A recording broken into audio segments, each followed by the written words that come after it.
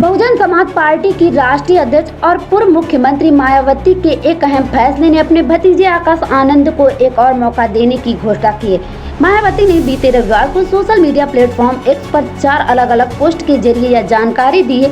मायावती का फैसला ऐसे समय पर आया है जब आकाश आनंद ने सोशल मीडिया पर उनसे माफी मांगी थी और पार्टी में फिर से मौका देने की अपील की थी। पूर्व सीएम और बसपा सुप्रीमो मायावती ने एक्स पर लिखा है कि आकाश आनंद ने अपनी सार्वजनिक पोस्ट के जरिए अपनी पुरानी गलतियों को स्वीकार किया है।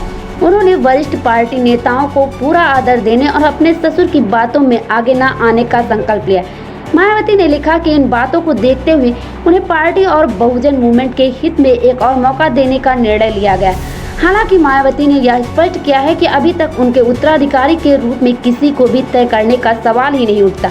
उन्होंने कहा कि जब तक मैं पूरी तरह से स्वस्थ हूं, तब तक काशी राम जी के रास्ते पर चलकर पार्टी और मूवमेंट के लिए पूरी तमन्नता के साथ कार्य करती रहूंगी।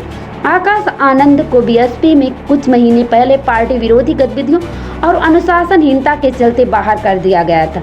सूत्रों के अनुसार वह संगठनात्मक फैसलों में दखल और कुछ सार्वजनिक बयानों को लेकर विवादों में आए थे।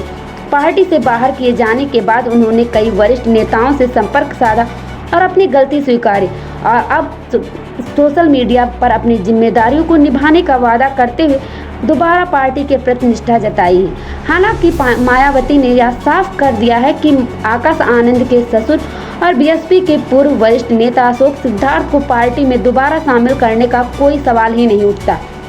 उन्होंने कहा कि अशोक सिद्धार्थ की गुटबाजी और पार्टी विरोधी गतिविधियां अक्षम्य हैं। उन्होंने कहा न केवल संगठन को नुकसान पहुंचाया है बल्कि आकाश के राजनीतिक भविष्य को भी भटकाने की कोशिश की।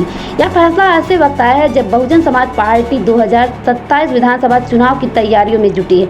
पार्टी का फोकस दलित, पिछड़े और अल्पसंख्यक वर्ग के वोटरों को दोबारा संगठित करने पर मायावती द्वारा आकाश को फिर से मौका देना एक रणनीतिक कदम के तौर पर देखा जा रहा है ताकि युवा नेतृत्व को तैयार किया जा सके और पार्टी में नई ऊर्जा लाई जा सके।